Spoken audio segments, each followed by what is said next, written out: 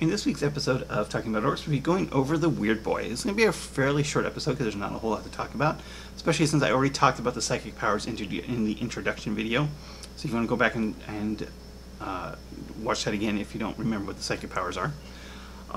There's only 3, just like all the indexes, and of course when the codex does come out we'll get more, like everyone else, hopefully.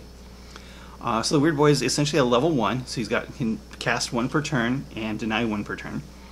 Hopefully when the codex comes out there'll be a way to bump that up to a level 2 equivalent. Well, we'll have to wait and see. But they're pretty cheap for what they are, that's for sure. So he's got basically knob stats, so 3 plus 5 plus, strength 5, toughness 4, wounds 4, 3 attacks, leadership 6, and a 6 plus save. He's not going to be sticking around very long if someone actually can shoot at him or hit him. He does have Irigo and Mob Rule, and he's equipped with a Weirdboy staff, which is basically a power staff.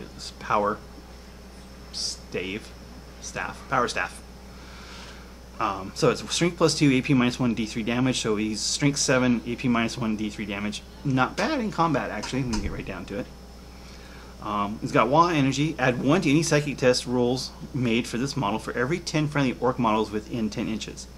However, if the total result of the test is 12 plus, the model immediately suffers Petals of Warp exactly as if you roll double 1s or double 6s.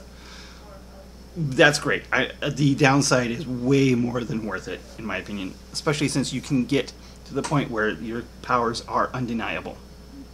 That's hilarious. Because even with, like, say, Magnus, who gets plus 2 to deny, if you roll a 14, you can't deny it.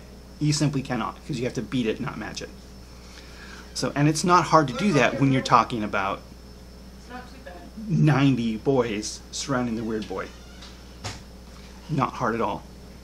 You're going to suffer peril, so you will want to have a pain boy nearby to try and to both counter the mortal wounds on a 6 and to heal them back up. But the upside of that, of course, unfortunately, it doesn't apply when denying powers, only when casting powers. It's very orky in that way, as far as I'm concerned. Yeah, so the Weirdboys are absolutely great. They're fairly cheap. I'm not going to over points in the video, just in case. That's why I'm not trying to get these into too clear a focus just for copyright things. Even though this is a video of a book I own, not a copyrighted image. So, but anyway, little tangent there. So they're fairly cheap. You can take a bunch of them, and it's Weirdboy Smite Spam is actually a thing, because there's the detachment where you can take 5 HQ choices, take 5 Weirdboys and a Pain Boy in that detachment. And with a bunch of infantry around them, you're going to get the big smite every time. So anything that's within 18 inches of your Weirdboy is going to suffer 5d6 mortal wounds a turn. And with things running, if you're moving up every turn, you got your infantry horde moving up, you're going to get things within smite range really quickly. And that is actually pretty nasty. You can actually even take 2 of those if you want to. Take 10 Weirdboys, 90 boys, or even 120 boys very easily in 2,000 points. And have points left over for other stuff if you want. And just smite the crap out of things. So Orc Smite Spam is something that I would like to try before the codex comes out, but I don't really have the models for it. But as I said, 10 Weirdboys is not impossible or even impractical to put on the board at all. So that's really all there is about the Weirdboy.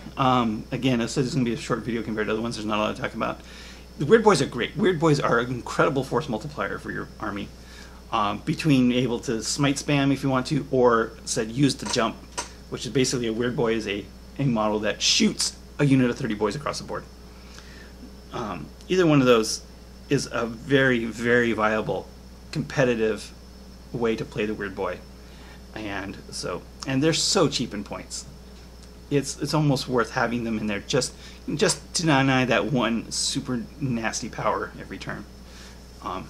If you can deny Magnus's +1 invulnerable save, Magnus is going to go down. If you can deny whatever the chaos power that allows them to move again, to make another move, that would be great. And there's a whole lot of psychic powers just like that, where if you just get that one key power denied, you can really change the tide of a battle. But without a weird boy, you can't deny anything. So any questions about weird boys, let me know. Thanks for watching. Thank you for watching this episode of Talking About Orcs. Please subscribe and hit the bell button for notifications for new Talking About Orcs videos every Wednesday, new battle reports every Friday, and hobby videos whenever I can. Thanks for watching.